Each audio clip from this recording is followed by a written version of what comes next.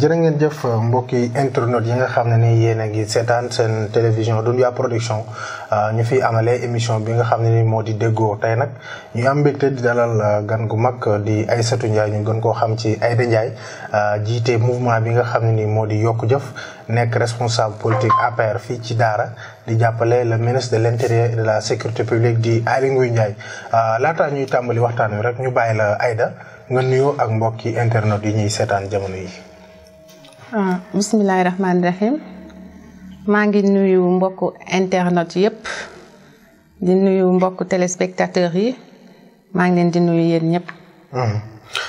buñ la laajoon tey kan mooy Aïssatou Ndiaye loo ñuy tontu ci tënk. ci tënk waaw maa ngi tudd nag Aïda Ndiaye Aïssatou Ndiaye à l'état civil. maa ngi juddoo Mbour parce que sam papa éducateur spécialisé la woon ñu affecté ko Mbour looloo waral ma juddoo Mbour. À l'âge de 3 ans laa dem Parcelles Assainies bi ma fa demee fa laa duggee école ba C2 ma daal di ñëw Daara Jolof def fi CM1 monsieur Yeli Niass jàngal ma. CM2 monsieur Samba Ba jàngal ma may profité nag ci occasion bi di ko remercier bu baax moom monsieur Ba parce que lépp lu ma nekk mën naa ne ci moom la moom moo forgé sama personnalité maître bu ma marqué la donc duma ko fàtte maa ngi koy ñaanal bu baax. bi ma fa jógee foofu école Daara Mbayeen ma dem lycée Montagne. CM la au temps ñun ñooy la première génération bi ko ubbi bi fa jàngee fa laa jàngee ba am BFM ma daal di dem Parcelles ñibbiwaat suñu kër sama kër papa jàngee lycée Parcelles LPA ba am fa bac daal di dem université jóge université def concours EFI dem EFI bu Rufisque def foofu sama formation génn ñu yóbbu ma Thiès ma def fa 1 année daal di delluwaat Dakar continuer foofu. boobu ba léegi yaa ngi servir fan. boobu ba léegi nag maa ngi Parcelles. Dakar foofu laay servir. d'accord mu mel ne yow politique dafa nekk loo xam ne da nga ko yàgg bëgg depuis école primaire la woon ci information yi am ci yow wala da nga jékki-jékki rek virus bi dugg la noonu naka la demee sa bëgg-bëgg ci politique. au fait man moom dama nekk nit koo xam ne dama active bon depuis le lycée maa ngi woon ci club espagnol yi maa ngi woon ci club philo yi club les amis de la nature. donc dama active woon daal ci kii yu nekk dama ci doon yëngatu donc loolu nag au fait daf ma topp ba mu ma duggee ci enseignement bi sax dama def syndicalisme maa ngi woon ci affaire Escofi yi maa ngi ci organisation yi ma def syndicalisme bokk UDEN bon à chaque fois man damay bëgg changement comme UDEN dañ doon wax ne c'est un syndicat de vieux ma ne jeunes yi mais pourquoi ñun duñu dugg UDEN ñu jël relève bi donc moo suñu congrès bi passé sax avant ñu koy def à l'UCAD 2 am na benn bureau bu ñu defoon Parcelles man mi maa nekkoon membre CA de la section Parcelles di fa tamit chargé genre ak équité donc man mënuma toog rek di xoole tout le temps damay bëgg di active. foo toll daal da ngay bëgg di bokk di yëngu ci wàllu politique. ci loolu nga créé benn mouvement bu naan Yokku Jëf nga baal ñu faram-fàcceel ñu tur bi Yokku Jëf. waaw lan moo waral tur bi. bon ñun au fait dañu créé mouvement Yokku Jëf au niveau de notre quartier aux Parcelles mouvement bi nag am na lépp jeune vieux étudiant am na couche sociale yépp boo gisee ñu tuddee que Yokku Jëf. dañu gis na dëkk bi mi ngi avancé ci beaucoup de choses mi ngi avancé bu baax mais dañ ne aussi bon jëf du doy ñu ne nañ tuddee mouvement bi Yokku Jëf. nañuy gën a yokk jëf yi. mais am na ñu ne dëkk bi dafa màgg yow nga ne dëkk baa ngi avancé. non est-ce que du li nga bokk ci biir a du loolu sax dëkk bi moom ñi naan dafa màgg mooy ñu bëgg ñu yomb yi rek mais dëkk bi moom ku xam bu baax di nga gis ne moom ça avance. lu yomb lañ fi jëlee rek. ci début bi yaa ngi doon militer fële ca Parcelles Assainies. léegi nag nga bëgg ñëw fii ci sa base fii nga xam ne ni fi nga fekk baax. lan moo waral changement wu lieu de kii boobu fi nga doon militer. waaw loolu nag xam nga ñun bi ñuy créer suñu mouvement aux Parcelles ñëpp bon jeunes yi fa nekkoon dañ ne ma il faut ñu am benn leader boo xam ne moom la ñuy parrainer suñu kii bi te ñun gis nañ ne Aly Ngouille franchement doy nañu ku baax la te yow en plus nga ni sa mbokk nga. léegi est-ce que duñu ko jéem a xool ba xam mu parrainer ñu. ci biir loolu ñu waxtaan seeg moom mu d'accord vraiment nag apporter ñu aide financière aide matérielle ak yëpp mu permettre ñu ñuy mener suñuy activité mais man dama am cofeel man ci sama bopp ci Aly Ngouille Ndiaye parce que même bu dul jolof-jolof sax ni muy liggéeyee ni mu amee personnalité ni mu amee fulla ni mu bëggee jolof man loolu daf ma neex ci moom ma ne pour ma jàppale ko comme jolof laa dëkk fa laa fekk baax foofu mooy gën a am enjeu ma jàppale ko foofu moo tax ma ñëw mais bi nga ñëwee fii est-ce que mbir mi yomb na parce que ku ne xam na ne daara politique fii dafa xaw a jafe. waaw loolu moom lu yomb moom amul fenn parce que dinaa leen comprendre quand même parce que ñoom ñoo fi nekkoon ci terrain politique bi ma leen di rassurer nag di leen wax ni bon ñëwuma pour xëccoo kenn ñëwuma pour foqati kenn ci lenn dama ñëw rek pour ñu ànd liggéey jàppale Aly Ngouille Ndiaye bon parce que benn la ñun ñëpp ñoo bokk ku ñuy jàppale te bi ma ñëwee aussi responsable politique yi ma waroon a dem yëpp dem naa fa am na ñoo xam ne mënuma faa dem woo naa leen téléphone am na ñoo xam ne jotaguma leen woo mais comme maa ngi Dakar weekend laay ñëw temps bi moo ma ko permettre ñooñu ñëpp dinaa yegsi si ñoom incha allah wan leen ne man dama ñëw rek nekk seen ginnaaw. bi ngay ñëw da nga ci waxtaan ak sa leader naka damay dem jolof politique yi moom naka la gis déggee nouvelle boobu ndax neex na ko yan conseil la ci jox. waaw bi may ñëw waxtaan naa ci ak sama leader bon mu xamal ma ne aussi am na ñu fa nekk demal nga topp seen ginnaaw ngeen liggéey ngeen ñëpp ndax man xeebuma kenn. ku ma jàppale ma jël. mais naka nga gisee situation politique bi am à Daara ku ne xam na ne fii ci Daara moo ëpp responsable ci département de Linguère parce que boo woote woon tey réunion de responsable ku nekk day jóg na responsable la loolu yow naka nga ko gisee situation politique bi. bon situation politique bi ci côté APR nga wala en général. ci côté APR gi nga bokk ak seen responsable yi ku ne di xëccu naan man maay responsable bi. waaw loolu de man xel mu dal rek laa ko jàppee. parce que day wane ne rek Daara am na ñu fi représenté APR ñu dynamique ñu bari ñu fi ne. xëccoo bi yëpp loolu la daal pour man. ñu gis ne fële ca Parcelles Assainies ga nga nekkoon am na loo fa créé woon di ko doxal muy li nga xam ne ni moo di calebasse de l'émergence. calebasse de l'émergence ndax mën nga ñoo expliquer lan lay tekki ak naka lay demee. au fait bon bu ñu juum parce que calebasse de l'émergence man créé wu ma ko aux Parcelles. leader politique yu APR yi nekk aux Parcelles ñoom ñoo ko créé woon. doon fekk femmes yi bon ñu organiser wu di def seen ay tontine ñu leen fa doon fekk nag ci seen calebasse yooyu di leen appuyer. d'ailleurs sax sama femme yi waa mouvement yi bénéficier nañ ci calebasse yooyu mais personnellement. man créé wu ma ko. les responsables APR yi nekk aux Parcelles ñoom ñoo créé loolu. ku ne xam na ne fan yii yaa ngi wàcc ci terrain politique bi di amal ay activités di rencontrer femmes yi ndax mën nga ñu tënkal rek activités yi nga jot a def ak lan nga ci récolté. bon am naa activité yu ma def yu bari bi ma ñëwee ak léegi. peut-être dama ko publier wul sur internet sur Facebook et autres. mais lu waral loolu mais nëbbatu wala. non du nëbbatu sax du nëbbatu non du nëbbatu sax c'est que dafa jotagul rek. ma publier ko mais yow wóor na ne man am na activité yu ma def. d'ailleurs ma ciy remercier waa Daara Ndiayeen gi ma jógee tey ndax gis naa mobilisation bu mag bi ñu def toog di ñu xaar ba yenn heures yi loolu yëg nit rek. moo ko waral. yëg dit moo ko waral di leen remercier bu baax ci témoignage bi ñu def ci man wane ne ñi ngi ànd ak man pour liggéeyal Aly Ngouille Ndiaye.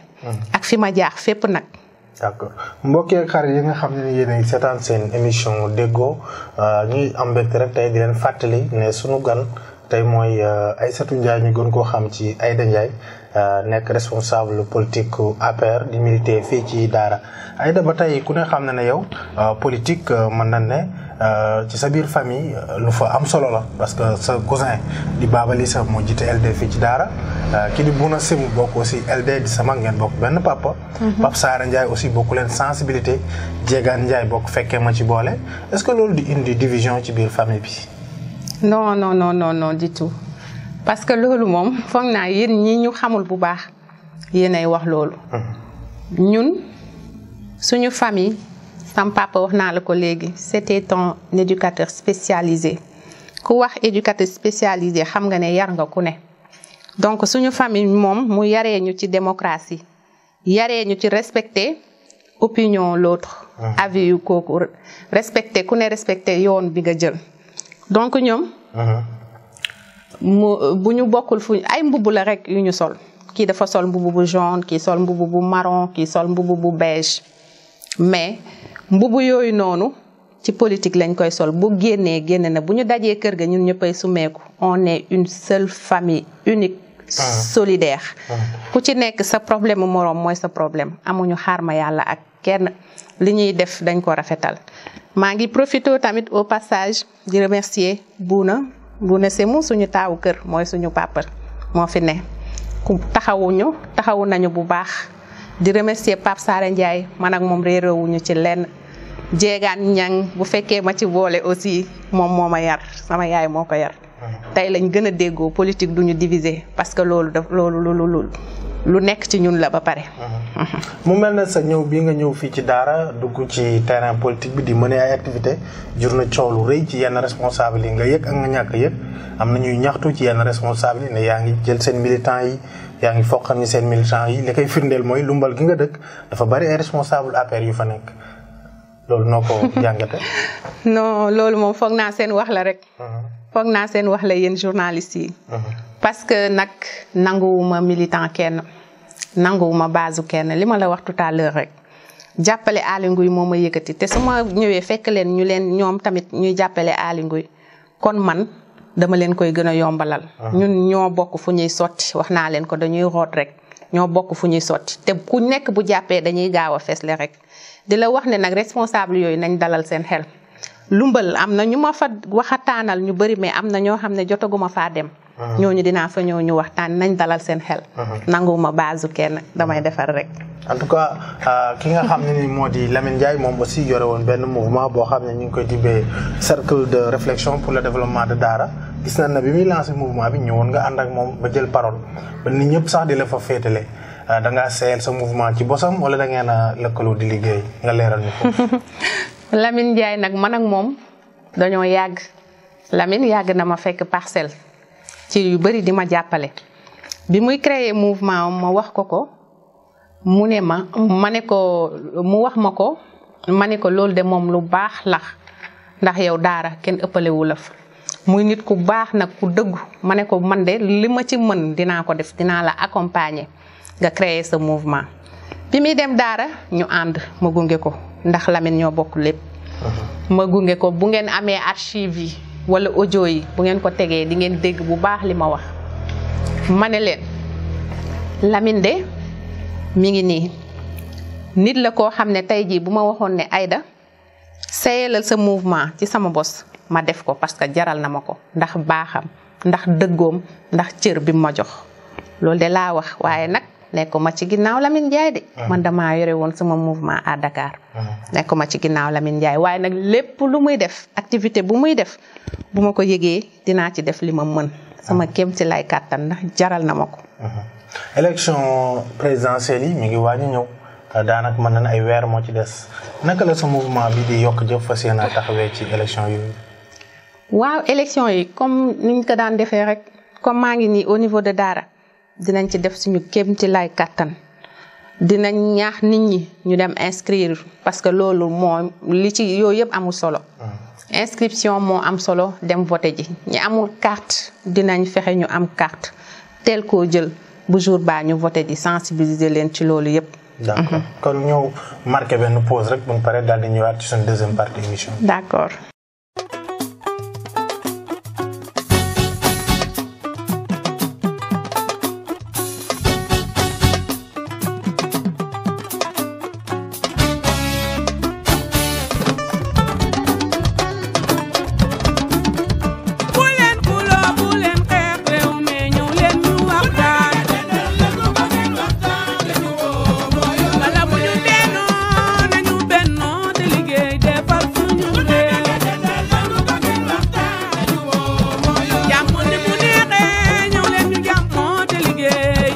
mbokk yi jërë ngeen jëf ñuy fàttali rek yéen a ci seen émission déggoo bi am fii ci Dunya Production ñu dalal Aïssatou Ndiaye ñu gën koo xam ci Aïda ñuy waxtaanee wàllu politique ñuy fàttali moom responsable politique bu APR la jiite parti bi nga xam ne ni moo di Yokk Jëf. Aïda est-ce que jàpp nga ne Macky Sall ñeme naa laajaat réew mi gannaaw bi mu defee juróom-benni at ci boppu Sénégal ci wàllu bilan boo ko doon tëgg tey loo ñuy wax. d'abord xaaral ma ñëw ci fi ñu jeexale mooy li ñu fas yéenee def ci élection yi di ñëw. d'abord pour les primo-votants mooy ñi nga xam ne musuñu voter ñooñu dinañ ci def lu ñu mën ñu am ay këyit dem voter. dinañ sillonner tous les villages ñaax leen sensibiliser leen commencé nañ sax ay débat ci loolu noonu. donc loolu moom mooy suñu objectif. ñu atteindre un taux de participation bu élevé ci élection yi nii. ci wàllu bilan. voilà ci wàllu bilan moom loolu moom d'abord bu ñu commencé ci département de Linguère ñun programme PUDC ñun foog naa ne kenn ëppale wuñu ci. ñun sax dañu yaakaar ne ñun xanaa programme bi département de Linguère moo tax mu am. ci ay forage yu ñu construire ci ay piste yu ñu defar ci ay route pour désenclaver yenn dëkk yi surtout piste yi parfois même des ponts rawatina nag sax ranch de Doli bi nga xamante ne nii nag 120 kilomètres de périmètre clôturé nañ ko ci ranch bi mu am forage boo xam ne c'est le plus puissant du département avec un débit de 200 mètres cubes heure. ku ne xam nga ne nag bon département de Linguère zone sylvopastorale la donc ku fa def loolu ci ay forage ci ay ndox mooy dimbale nga sàmm yi bu baax. tey ni actuellement temps bi boo demee ci biir ranch bi di nga fa fekk ay sàmm yu jóge Saalum Waalo Fuuta ñoom ñëpp ñi ngi fa sàmm yi jooyatuñu dara macha allah ñun département bi moom réalisation yi ñun ñoo ci ëppale laa foog ne. fàttewuma nag école yu bees yi ñu construire rek yooyu yëpp. bon sur le plan national nag moom dama ne ci Macky Sall la ñu amee un président qui se soucie du monde rural. ci naka Macky dafay yëg suñu mbokk kaw gi nu mu leen yëgee mooy ku ne xam nga ne ñoom ut ndox da leen a jafe woon dañ daan def ay kilomètres di ut ndox. Macky ñëw construire 300 forages. mais nag teen yi ñu ngi ciy wëgg ba tey. waa dëgg la mais nag wàññeeku na.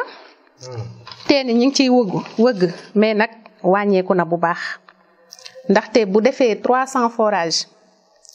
daal di def plus de 400 systèmes d'adduction d'eau xam nga ne loolu wàññeeku na ndax les zones les plus reculées au Sénégal am nañ de l'eau potable. jege na leen te xam nga ku ne xam ne ndox moom mooy àdduna boo ko amee rek lu bari dina la faciliter waxuma la ci forage yeeg système d'adduction d'eau boobu sax mais construction de routes de pistes. de pont transport moom mooy yoonu koom bu dem beeg dikk bi neexee rek économie bi da koy yëg dina développer. te piste yooyu ak route yooyu monde rural bi fa la ëpp luñ ko fa def. bu loolu weesoo yëg leen tolluwul lu dul ñu am bourse de sécurité familiale xam nga ne suñu mbokk kaw gi dañoo sonnoon lool Macky jël nag famille yi ci bëri utal leen bourse de sécurité familiale. est-ce que bourse yooyu mën naa faj dara nga xam ne bari. si parce que mais famille boo xam ne yaakaaroo woon am 5000 par weer ñu ne la chaque weer dinañ la jàppalee 25000 loolu bu ko xeeb. 25000 yooyu mën nañ ci def lu bëri. waxuma la dara sax mais la carte d'égalité des chances dafa jox suñu mbokk kaw gi gëdd foofu noonu parce que nag lépp du ci ville yi de lépp du ci ville yi mu ñëwaat ci construction d'écoles de lycée la couverture maladie universelle bu sa doom daan feebar danga daan ragal a dem hôpital ndax danga naan analyse garab ñi ngi may xaar mais loolu avec la couverture maladie universelle yooyu yëpp dañ na. ñu ñëwaat ci inondation yi nga daan dégg muy am gëj na am les inondations parce que dafa am ay infrastructures yoo xam ne ñoo fi teg pour le drainage des eaux. est-ce que du taw bi moo baritul rek moo tax. non déedéet yow taw bi campagne agricole bi passé rek wane ne taw bi wàññeekuwul. taw bi wàññeekuwul bu ci loolu jógee tamit ñu ngi ci ay projet Kër Momar Sarr 2 projet de désalinisation de l'eau de mer bu nga xam ne dinañ mën a couvrir les besoins en eau des régions comme Dakar et autres. bu ñu jëlee ci réalisation yi aussi mun nañ jël le cas Sénélec entre 2012 ak 2017 Sénélec dafa def 30 milliards de bénéfices ñu daan am manque en énergie léegi ñu ngi ci surproduction ndax construire na 4 centrales solaires léegi Sénégal dem na ba dafay jaay courant énergie yenn pays ci sous-région bi ku daan am manque dem ba am surproduction loolu foog naa kenn mënatul a contester que ni Sénégal mi ngi ci en forme ci affaire énergie. léegi nag. bu la déggee ni nga waxee. dafa mel ne. waaw mais réalisation yi sax jeexul. waaw mën nga ñëwaat. parce que sama question pare. waaw ku la dégg day mel ne. lépp jàmm fépp a ngi dox. fépp a ngi dox boo xoolee ci wàllum njàng meeg njàngale mi. syndicaliste yaa ngi yëngu ba keroog ci Ziguinchor am na kun fa blessé am na ñu fa arrêté boo jëlee ci wàllu santé yaa ngi dégg ñi nga xam ne ñoo di waa SAMES. ànd gësëm ñu ngi gësëm. fan yii yëpp ñu ngi gësëm. vraiment ngeen fex parce que ñi nga xam ne ay contractuels lañ te bokk JICA. juróomi weer a ngi nii fayu leen te pourtant JICA jox na leen xaalis ba pare est-ce que jàpp nga ne mbir yaa ngi dox Aïda. waaw xaaral ma continuer bu ma dagg ci réalisation yi bu ma paree ñëw tontu ci loolu. parce que nag ku ne gis nga aussi le programme PUMA pour les zones frontalières gis nga loolu te léegi nous sommes en train de construire notre souveraineté alimentaire ndax 3 dernières campagnes agricoles yi passé wane na ko rien que gerte rek.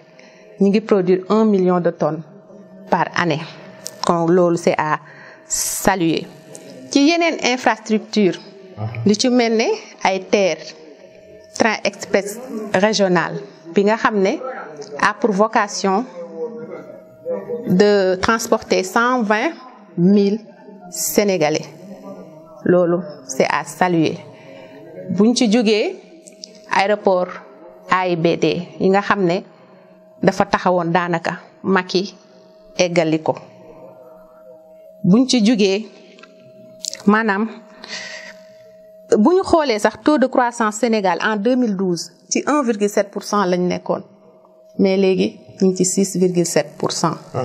donc ay TER ay AIBD ay infrastructures yooyu man dama ne Macky Sall moom il règle les problèmes de demain. parce que lii ni muy defal nii ñun demain la ñuy xam. te un bon chef d'État doit régler les problèmes de demain. mais est-ce qu'il règle les problèmes actuels comme ni ma ko waxee. mais les problèmes actuels. mi ngi ciy def li mu mën. bu ñu jëlee côté éducation bi ngay wax man damay ñëw ma ne éducation yow jaar nga ci enseignement. man ci nga nekk ba tey génnoo ci man mii enseignante la yow boo waxee sa digganteeg yàlla rek xam nga ne enseignants yi ni ñu leen daan recruter du yoon. da nga doon gis kenn ci benn koñ rek ñu jékki-jékki rek gis ko mu yore CREC amuñu benn niveau mais léegi mode de recrutement bi dafa changé CREM gis nga ko léegi concours bi bala nga koy admis di nga wax lu waaw mi ngi noonu de loolu rek c'est pour juste avoir la crème ñiy jàngale boo leen seetloo léegi dañu am niveau macha allah te jàngalekat yi ma gis man nee naa génération bii mën nañoo doon lu ne. ndax dañoo am niveau. donc mode de recrutement boobu jaar na yoon.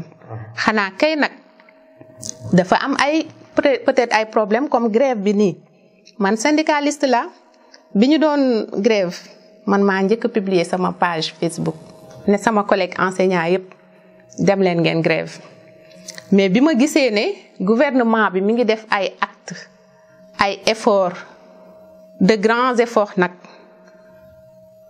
ñoom tamit ñun jàngalekat yi dañ leen a war a fekk si ñu daje. parce que nag léegi da ngaa summi mbubu syndicaliste. non mais syndicaliste la mais dama raisonnable rek ci sama gis-gis. parce que syndicaliste aussi du tee yow boo gisee dëgg da nga koy wax. man ba grève jotee dama ne ñëw leen ñu grève mais bi ma gisee gouvernement bi li mu def nii dama ne kaa leen jàngale ji nag. nañ leen sauver année bi avant tout ñun ay parents d'élèves lañ. ay jàngalekat lañ ay parents d'élèves lañ élèves yi suñuy doom lañu gouvernement bi li mu def du ma ne mënu koo weesu de waaye def na lu rëy nañu dem jàngale ji ñu naxantewaat am lu ñuy am buñ fi wax waxu année blanche nañu jàngale ji ndax kat gouvernement bi def na ay effort. ñu dugg suñu dernier point rek ndax waxtu bi moo ñu xaw a xoj ku ne xam ne jamono yi wàllu lii di parrainage yëngal na dëkk bi. alxames bi sax lañ war a jël projet de loi bi jébbal ko ña nga xam ne ñooy député yi nekk ci pencum ndaw réew mi am na ñu ne parrainage bi dañ ko def ngir éliminer des adversaires politiques yow ban jàngat nga ci am. waaw man nag parrainage boo ma ci laajee dinaa ci sawar parce que. day tax ma am occasion pour wax ak certains ci sénégalais yi que ni parrainage dara lu discriminatoire nekku ci parrainage lu baax la mode de sélection la ndax nag sax coow lee bëri nii rek mais du lu bees xëy na kay dañ cee yokkaat ay coppite mais du lu bees parce que boo seetee en 1963 bon dañ doon wax ne pour nga présenter wu il faut nga am benn parti politique bu la soutenir wala nga am 10 députés. mujj gi ñu wàññi ko ba mu nekk 5. àddina du dox ba ñu ne léegi il faut un candidat indépendant mu am 10 000 signatures. mais loolu moo portoon préjudice Youssou Ndour. voilà parce que Youssou Ndour boo seetee moom en 2012 moom nekkul woon présenté wul te li ko porté préjudice noonu. ba présenté wu te Youssou Ndour moom il était plus crédible plus engagé plus populaire et plus représentatif au niveau national mais mu am blocage alors que moom moo gënoon kii parti politique yi fi nekkoon certains yoo xam ne yi fi nekkoon te ñooñu am nañ chance pour kii moo tax ñu ne il faut une égalité des citoyens li ngay laaj candidat indépendant bi laaj ko les partis politiques léegi nag xëy na ñoom kay xanaa léegi dafa am ci ñoo xam ne loolu arrangé wu leen parce que yow bu ñu ne la parrainage système la boo xam ne day rationaliser ak actuellement ak multipartisme bi am nga xamante ne nii ku jug créer parti boo xam ne matuñu sax 500 personnes kenn xamu leen wala ay puissance nekk ci ginnaaw nit di créer parti léegi nag loolu sax moo gën a tax ci référendum bu 20 mars 2016 bi ponk boobu bokk na ci mbirum rationalisation des partis politiques te sax bu ñu xoolee ñun ci élection législative yi ñu weesu 260 partis 47 coalitions de liste ay papier yu dul jeex nga dem war a voter di jaxase liste yi booy seetaan campagne électorale bi ci télé bi sax temps d'antenne bi ñu leen war a jox c'est tellement minime que doo mën a déglu ñëpp ay candidats yoo xam ne xamoo leen sax donc loolu buñ ci jaaree ci législatif yi passé nii ba nga xam ne sax xawoon na décrédibiliser scrutin bi loolu aussi c'est une preuve tangible que ni parrainage war na ñëw but bi nag du lenn lu dul processus de rationalisation des partis politiques loolu la ak permettre aussi le filtrage des candidats performants ñëwaat aussi dinañu tax aussi ñu am ay candidats yu sérieux candidats yoo xamante ne nii dañoo crédible représentatif nag sur le plan national. dina tax aussi ñu éviter les candidats fantaisistes, élever le débat d'idées et surtout une égalité des citoyens. dernier point rek ku ne xam na ne procès Khalifa Sall bi def nañ recours te ngeen ko juróomi ati kaso. am na ñu ne da ngeen ko bëgg a éliminer. waaw léegi nag man bala may attaquer question boobu may ma tuuti ma ñaaxaat mbokk opposants yi. ne leen au lieu ngeen taxaw fii di naan parrainage lii munoo leen a lëndëmal xelu Sénégalais yi man dama ne ngeen daw gaaw ngeen concerté jiwu ngeen waxtaan ci biir concertation yi xëy na nag c'est un peu brutal. ñu ne 10 000 signatures la woon jékki-jékki ne 65 000 signatures soit 1% du nombre inscrit du nombre de Sénégalais qui doivent voter parce que 6 500 000 Sénégalais ñoo war a voter. donc c'est brutal ngeen ne leen ñun de bu ñu sañoon ngeen wàññi ñu le nombre de signatures ngeen ne leen tamit na ngeen ñu tegal commission bu wóor de ngeen ne leen ndax suñu amee erreur bu amee erreur ndax am nañ droit def recours appel. insister aussi ci sanction pénale ci escroc politique yi nga xam ne dañuy falsifier ay signature parce que bon am na ñoo xam ne munuñ koo am nañ waxante dëgg munuñ am nombre boobu. ah bon waaw ku ñaari nit toppal yow bu fekkee dañ ne la dinañ la may 6 ba ou plus 6 mois ou plus nga dugg ci biir Sénégal.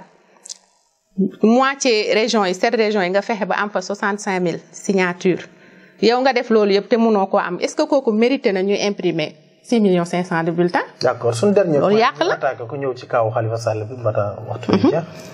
bon Khalifa Sall man moom duma ci sori parce que justice moo def liggéeyam IGE comme ni mu ko daan defee ci structure yi ci institution étatique yi moom IGE day càmbar day dem di xool ndax mi ngi dox wala doxul. ba mu demee mairie Dakar gis ne dafa am une gestion nébuleuse ci la def pré-rapport am adressé ko ñam ko war a adressé ba mu yegg ci procureur jox ko juge bi nag du basé wu ci li IGE wax rek wala kii de procureur de juge bi dafay def enquête am de manière indépendante bi mu ko defee nag ci la gisee ne effectivement Khalifa Sall dafa luubal yoon nag teg na ko loxo ndax ku luubal kat dinañ la àtte ci yoon. tëj nañ ko 5 ans amende ko 5 millions. bon man nag pour man gisuma ci rien de politique pour man Khalifa Sall n'est même pas un adversaire sérieux pour Macky. ah bon si parce que yow élection législative yi passé Khalifa Sall ñi mu àndaloon ci coalition ils étaient tous présidentiables. il y avait Cheikh Bamba Dièye il y avait Serigne Mansour Sy Djamil il y avait Gakou mais ñoom ñëpp ils étaient présidentiables. Combien de voix ils ont eu? Ils ont eu 300 000 voix. Macky am 1 600 000 voix, soit le triple de plus même. Donc kooku mënu ma ne c'est un adversaire sérieux pour Macky. D'accord. Il est là pour des raisons d'escroquerie et non pour des raisons politiques. tàggatoo ak mbokk internet yi. maa ngi tàggu sama mbokku internet yépp di leen wax ne maa ngi am contenté ak mbégte ñëw fii ci plateau bi di partager ak yéen certaines idées. maa ngi nuyu ñépp merci beaucoup.